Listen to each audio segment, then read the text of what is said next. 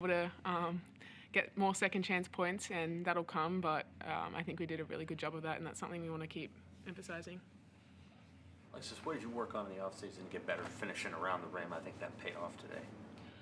Yeah, I mean, that was a big thing for me, was just finishing, and I think being more patient on the block and just realizing when a double team's coming. I think I had a double dribble and like a block shot like right off the bat, and I think just working on being more patient and realizing things like that, and just finishing, just getting those reps in before, after practice, and just confidence as well.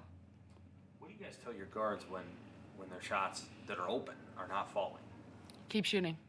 That's exactly what I'm going to tell the guards. I'm going to tell them that I'm going to be there to get the board, and I want you to keep shooting, because they're eventually going to start falling for us, because the guards are in the gym before, after practice as well, getting shots. So I believe in them, and our coaches believe in them, and they believe in themselves. So let it fly. What was Tarleton doing defensively that made it so tough for you guys to hit shots early in the game? They were doing a really good job of just taking us out of spacing and out of the plays that we wanted to run. I think they did a good job of denying us the ball and not letting us catch where we wanted to catch. So that was something we had to overcome a little bit in the second half. And yeah, that was something that was something we wanted to focus on during the game, was valuing the ball, and we had a few rough turns at that, but overcame the adversity a little bit in the second half there. What did you guys do in the fourth quarter that you felt helped you guys win and compared to the rest of the game? Just playing defense, making them take shots that are contested and over our hands, the shots that we wanted them to take. Doing a better job defensively is always when we're at our best, so we wanted to focus in on that and then just keep shooting the ball. They're eventually going to drop, and rebounding as well. Do you pack now, or like how quickly do you guys have to get ready to go down there? Not there for very long. Yeah, we leave at 4 a.m. Tomorrow. Yeah. Yep. So it's go home, make sure you have everything, go to bed, wake up at 4. The bus leaves at 4:15, so we're excited. You'll get a day down there at least to kind of enjoy it, I guess, before you. I mean, do you have a plan of like how you guys want to try to attack being down there for 2 days and playing 2 games back to back? Yeah, I mean, it is a business trip. It is Puerto Rico, and we'll do some fun things, but we're going down there to go 2-0 and play together as a team, and hopefully we'll come out 2-0. So. What are you going to take from this game to your next 2 games? We wanted to do better to stay together as a team and value each possession, stay in the moment. So I think we overcame that a bit today, and we still have work to do, obviously, going into the next games. And the next games we have tough teams, so staying with that and getting better each game is something that we want to focus on.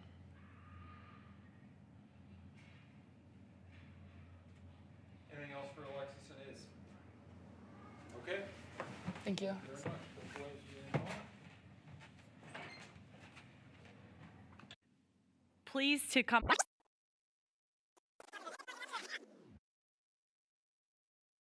throughout this game. Certainly didn't feel like it was 40 minutes of Husker basketball to the standards that we would like to play, but we have a lot of respect for Tarleton and how they play the game, and they forced us into turnovers. We knew that their defense could do that, but I thought we showed some resiliency and found a way to make big plays when we needed to come out on top. I know the team's had some ups and downs, but how well is Alexis playing through the first 5 games, and how well did she play tonight? Yeah, I mean, Alexis was really, really good tonight, I thought. And it's not even the 24 points. I mean, obviously quite efficient when you're 11 for 15. But to me, more than, career high rebounds and, 24 points, 18 rebounds is, I just thought her defensive presence was so critical in this game. I thought she was active. She was locked in. She was focused. She had 3 blocks that I thought, rotating over to help and making plays difficult for their guards off the penetration. 3 steals, just being active and tipping balls away. I just thought her defense tonight was probably the best that I've seen her play in a Husker uniform, and that was really good to see and critical in this win. Why do you feel that the team struggled from three tonight? You know, that's going to happen sometimes. I really feel like, you know, we're in a little bit of a slump there. You know, it hasn't been just tonight. I think our last few ball games, we haven't shot the ball well from behind the arc, and that's something that, you know, our team, I have tons of confidence. They're continuing to work. You know, every single player on our team is in the gym before practices, before shoot around today, getting extra shots up, really, you know, grinding through it. And that's what I love about this team is they're going to work and they're going to find a way to fight and scratch and claw and find a way to, you know, kind of dig out of any type of slump. But I believe in every single one of them. I know that they are very capable three-point shooters. We've seen that in our first game of the season. And so once we can put that all together, I just feel like tonight we did a better job of not letting the shooting woes from the perimeter dictate some of the other things that we did. How good was it to see Sam on the floor, and I guess Shuke and all that? It was outstanding to see Sam back on the floor. I think her presence just brings a real comfort to our team. And yeah, we're obviously concerned kind of watching her, you know, hobble off the floor. And we hopefully will know more as we proceed forward about what her status is, as we were really planning to try to ease her in. And you know, but the 6 minutes that she was out there, I know she makes her team feel really comfortable. That's a good question. So just still waiting to find out exactly what Allison's status is. And, you know, she went out just 1 minute into this game. And so we're hoping that her injury will not keep her out as well. I know you guys got to leave at 4 a.m. tomorrow. Are they going to travel, or are they going to stay behind to get evaluated? Those are all decisions that we're still making and we'll have to make as we proceed through the rest of this evening. What was De Silva doing that either confused you guys or just couldn't stop tonight? Yeah, I mean, she made some just incredible mid-range kind of step backs where she was able to create separation. I didn't think that all the time it was poor defense. I thought sometimes there were some really good plays where we contested and she just, you know, made some step backs, created separation, and was still able to finish. And obviously what an incredible game by her, 24 points, 5 assists, no turnovers. I thought she got in a rhythm and became very difficult to defend. And at that point, the best thing you can do is to try to make her have to work as hard as possible. And so for us, if a kid has to take 25 shots to get 24 points, then we're probably doing something to make them have to work to get their points. Maybe getting back to Sam, how was she able to get back on the court so quickly? You know, she's been really working hard, and I think that she is a hard worker, and she has made it, you know, kind of set it in her mind that she wants to be on the court with this team, and she's pretty motivated and driven individual.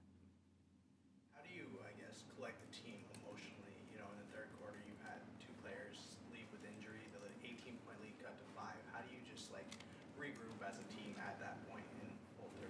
Yeah, I mean, I just thought that our leaders really kind of stepped up and found ways to make plays in that moment. And when you get to go from to a 5-point lead, all of a sudden it's very easy to get really tight in those moments. But I thought Alexis Markowski made a couple big plays. I thought Jazz Shelley found Izzy, you know, down the floor, easy transition layups. I thought, you know, Jazz went to the bucket a couple times, finished a tough shot when the game was tight. And those leaders stepped up and made plays that gave our team confidence, and that was, you know, our ability to kind of punch back in that moment was what ultimately allowed us to come out on top. What do you want to see out of your team in Puerto Rico? I'm sure that there's always this fine line of how do you enjoy the experience, but yet you also want to get some more momentum as the calendar flips to December when you get back.